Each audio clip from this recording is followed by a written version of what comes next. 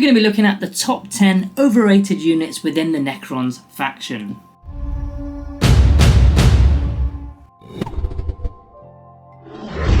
Hello guys and welcome back to Planet 40k. Now, in general, Necrons are doing okay. They're not top tier, they're not bottom tier, but they're doing alright. But not every datasheet lives up to the hype. Some of our most iconic units look really terrifying, but once you put them on the tabletop, they just don't perform as well as you think they would. And that's what this video today is going to be about. We're looking at the top 10 most overrated units within the Necrons Codex. So I'm going to start this thing off at number 10. Actually, it's a little bit of a lie because it's number 10, 9, 8 and 7 because I'm kind of lumping all the Catan in one here. So they're going to be 10, 9, 8 and 7.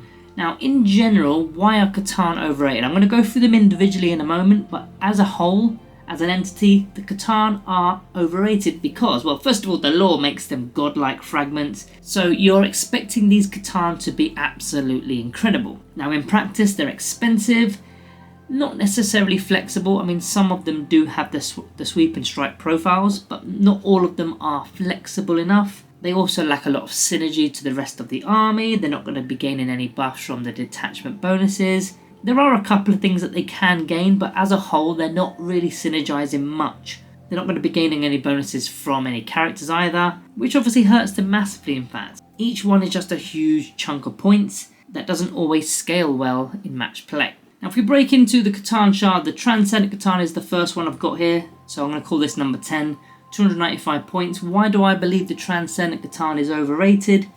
Well, it looks flexible on paper, but in reality it's a clunky model.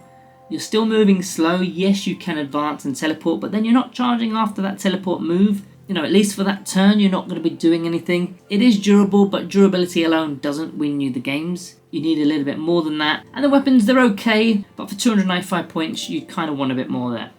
The Nightbringer, which is number 9 in my list, 305 points. This is overrated because, again, it's slow. Movement of 6 inches, there's no deep strike this time, so you literally have to walk up the battlefield, hiding behind terrain where you can. It's going to take a few turns at the very least, and by the time the game is done, how many fights has it actually had, or how many units has it actually killed? Has it made 305 points back? It doesn't always work out that way. I mean, the scythe damage often overkills if you're going into the wrong targets, if you've got to get through screens, or screens have tagged your Nightbringer and you've got to deal with them first. It's slowing your Nightbringer down even more, and maybe they're one move models. Maybe it's a load of gaunts and you're throwing your damage to scythe with the sweep profile into these gaunts, which is effectively overkilling them, and that's not an expensive unit to waste a turn on in fighting. And not only that, they can just play around it, screen it off, or even gun it down before it even gets into engagement range with its strike profile, which is the one you really want to be using. If it was a little bit quicker, it would be better, but for 305 points, I think it could have at least had deep strike, but it doesn't. Number 8, I've gone with the Deceiver, of course. That's the next Catan, 265 points. It is a little bit cheaper, but it is still slow. It's still moving 6 inches, it's still got no deep strike. Now, the Grand Illusion, that's its data card ability. It sounds great, it sounds overpowered, but in practice, it is very situational. The redeploy isn't going to just win you the games if your opponent screens out really well. A lot of the time, your opponent may not even be anti-deploying the way you are. They might just be doing their own thing, playing their own game. Maybe they're even playing with fixed objectives and they're just doing their own game plan. So your redeploy strategy may not even be a factor. I mean, you could try deploying certain things on one side and then changing it up and putting them on the other side, but if your opponent isn't that bothered and they've got a balanced deployment, then it makes no odds whatsoever for 265 points. For me, it's just a mid-tier beat stick with underwhelming damage, especially at range. And then the final Catan, which I've got at number 7, is the Void Dragon. Now, again, it's slow. All the Catan are slow. Movement of 6 inches, no deep strike, no teleporting and stuff. The healing ability, which is matter absorption, that sounds amazing, but it only triggers against vehicles, and in some metas, you won't see enough to justify the cost. You may not even come up against vehicles in some of your games whatsoever, and even if there are vehicles, there's no guarantee that your Void Dragon is going to actually get to them before even being removed from the battlefield, or your opponent can just play around it and just, you know, if they've got a Land Raider, they could just drive away, moving a lot faster than our Void Dragon can actually move. And against non-vehicles, well, it's just a clunky monster with no real edge. If you look at his actual weapon, the Spear of the Void Dragon as an example, one of the range weapons, you're hitting on 2s, fantastic, but if it's not a vehicle, it's strength 4. It's literally strength 4. You've got all that damage, d6 plus 2, but it is only strength 4 against a non-vehicle. So you are literally relying on vehicles to be within your opponent's list and relying on you being able to get your Void Dragon to those vehicles in a certain amount of time. So there's a lot of factors that are against you and may not even be within your control. Number 6, I've gone with the Catacomb Command Barge. This one might shock you, 120 points, and this is why I believe it's overrated. The advanced quantum shielding, the -1 to wound if the strength is more than toughness. It looks tanky, but volume of fire will still drop it fast. I've had it happen many times. Volume doesn't have to have a lot of strength. You can't really combat volume. The Carrier Wave Aura, the +1 OC, is a nice bonus, but I don't believe it's worth building around as an army. So you could class it as a bonus ability if you like, but it's not something I go, you know what, I need my warriors around this to gain 3 OC per model. It's not really something I factor in. The Resurrection Orb is only once per game and it's only for 1 unit, so it's not consistent enough, again, for list building. I'm not going to build my list around a Resurrection Orb. It's not the best combat character. The damage alone is very lackluster. The range attacks on the Barge are very lackluster. This is probably where the shock comes in. Within the Starshatter arsenal, it's fantastic, isn't it? But outside of the arsenal, it's kind of mediocre. It's not the best support character going because you're losing that Dread Majesty Enhancement Aura, and you've just got a basic Barge with a -1 to wound ability, carrying a Resurrection Orb and a bit of OC on the side. It doesn't give you that much. I know it is a support, but it's not something you necessarily need for 120 points. You've got Overlords, Technomancers, Chronomancers, all of those kind of units, Royal Wardens, they all outperform in their own focus roles. And outside of the Starshatter arsenal, I would rather take the Cryptex or Overlords. In the Starshatter arsenal, Command Barge is brilliant, so I'm not saying it's overrated in the Starshatter arsenal, but outside of it, yeah, bit so-so.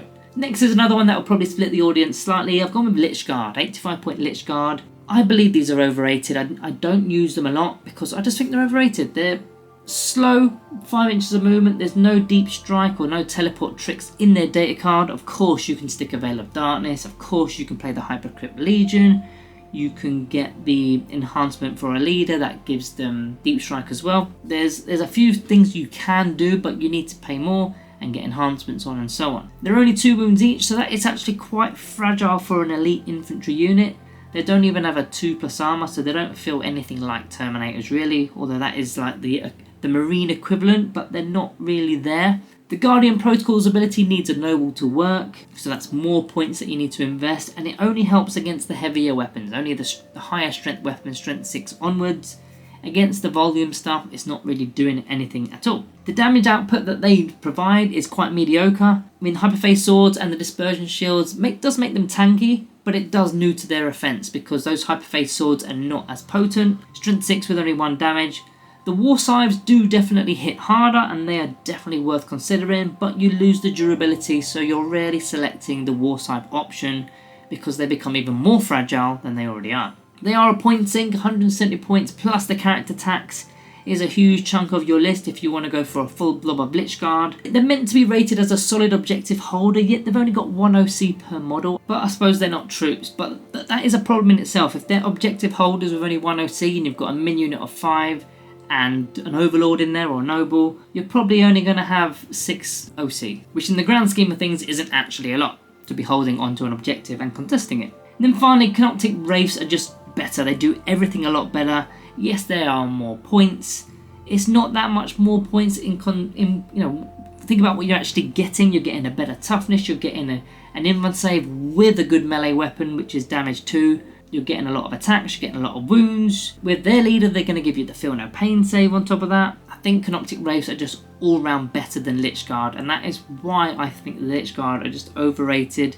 In some detachments they do work better, but for me, they don't seem to work out. Number 4, I've gone with the Triarch Praetorians. 90 points for 5. I've never liked Praetorians, as followers of this channel will know. I've never been a fan. They are overrated because of, well, firstly, their mediocre durability, toughness 5, a 3-up save.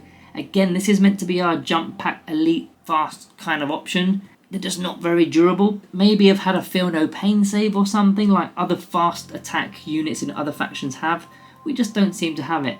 They've also got a mediocre damage, their melee weapons don't punch as hard as the lore suggests, and they're competing directly with either Lychguard or Warriors, depending on whether you're talking about range or melee. Both of those options are better than Praetorians. Yes, Praetorians can do both.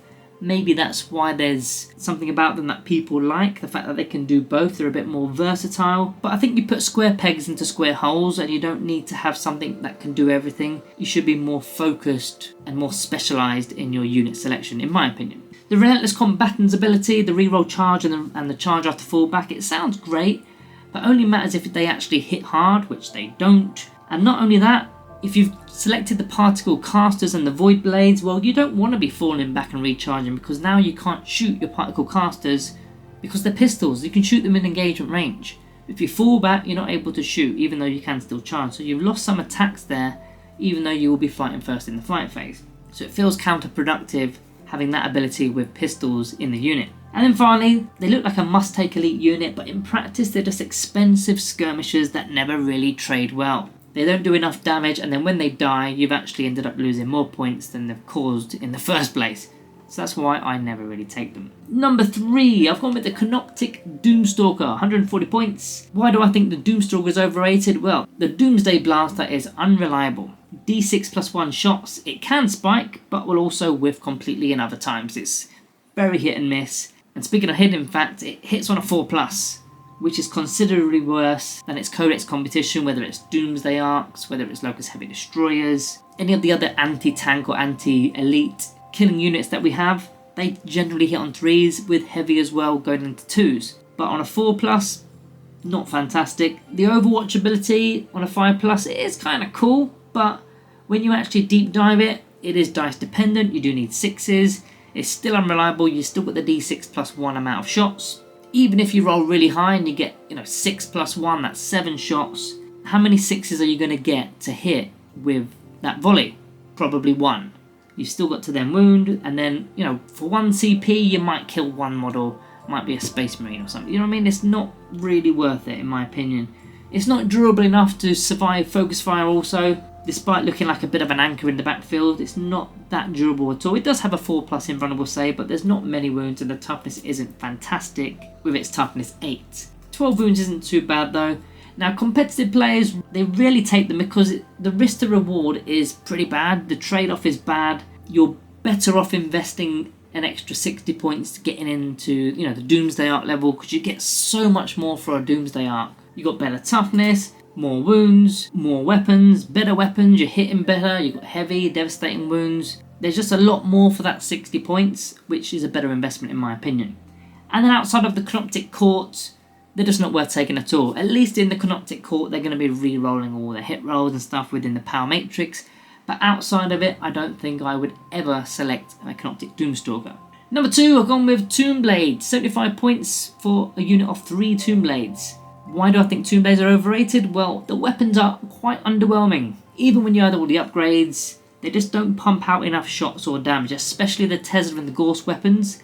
It's 2 shots a model. Okay, it has twin linked, but that's just not enough shots, not enough volume to actually have much of an impact. The particle beamers at least have a bit more to it with D6 shots and blast and dead wounds, but there is no AP there. But that's probably the only weapon I'd consider taking, unless I wanted the twin Tesla carbine just for the assault keyword. But that's not for the damage capability, it's just for the mobility. The evasion engrams, which is the moving after shooting ability, is nice, but it doesn't offset their low damage and their fragility. So speaking of fragility, they are fragile for their cost, they're dying pretty quickly.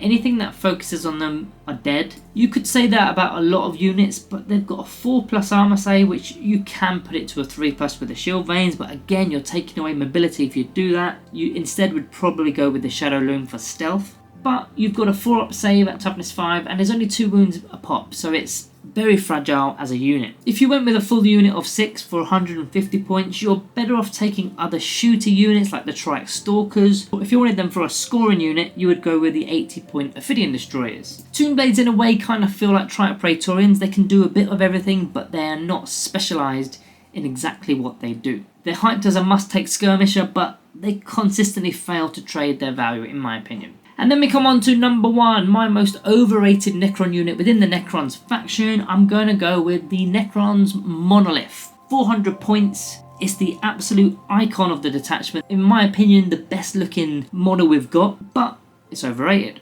400 points is 1/5 of your army's cost, and it very rarely pays that back. Very rarely. The weapons are decent, but they're not devastating for the cost you're paying. For 400 points, you should be expecting to literally destroy stuff every single turn, but you're not. You're simply not. You've got a huge footprint to deal with, which makes it quite hard to place the monolith and maneuver it and hide it in the modern terrain, especially with WTC layouts. It's going to be very difficult to move this thing around. The Deep Strike Eternity Gate does look amazing, but it's going to be eating CP and requires half your army list to play around it, especially if you want to be charging out with, say, some Scorpion Destroyers. But even as a synergy piece, if you're using that Eternity Gate and, you know, with your battle line units to be shooting Warriors, Immortals, maybe Illuminus Ares is there, you're then going to want to bolster those units with leaders, and then maybe you're going to want to reanimate them there nearby. You're doing a huge castle investment, which I'm not a big fan of. Toughness 13, 22 wounds and a 2-up save does look tough, but anything that is dedicated to anti-tank will delete it quite quickly, especially if you're using your towering ability and poking over a ruin. It means you can also be seen at the same time, so that towering ability can become a disadvantage as well as an advantage to a monolith. If it dies, of course, you're going to lose almost everything that you've invested in. Again, if you've gone for that big castle synergy and you lose your monolith, well, that's your entire plan gone to waste. You're not using the Eternity Gate anymore, you're not using its shooting power anymore. It's kind of all gone in the bin. In the Hypercrypt Legion, it's got a lot of stratagems that kind of work for just the monolith. They're kind of built for the monolith, but you don't necessarily need the mobility in the Hypercrypt Legion, because literally every single unit can hyperphase, and you also have the Cosmic Precision stratagem if you really wanted something to get a bit closer due to space issues and, you know, your opponent screening you out. So the mobility isn't actually a problem in the Hypercrypt Legion, and that's something that the monolith is supposed to bring to the table with its Eternity Gate. Outside of the Hypercrypt Legion, it's just not a great pick in general. You just don't need it. You may as well be spending those points on something like the Silent King, a couple of Doomsday Arcs, something that's going to get you either points or do a lot of damage. I don't believe the Necron Monolith does much outside of the Hypercrypt Legion. So guys, that is my top 10 Necron units I believe are overrated. I'm not saying they're bad, so don't flame me too much in the comments. I'm saying that these units are good, but I believe people are putting them on a pedestal when really they do need knocking down a peg.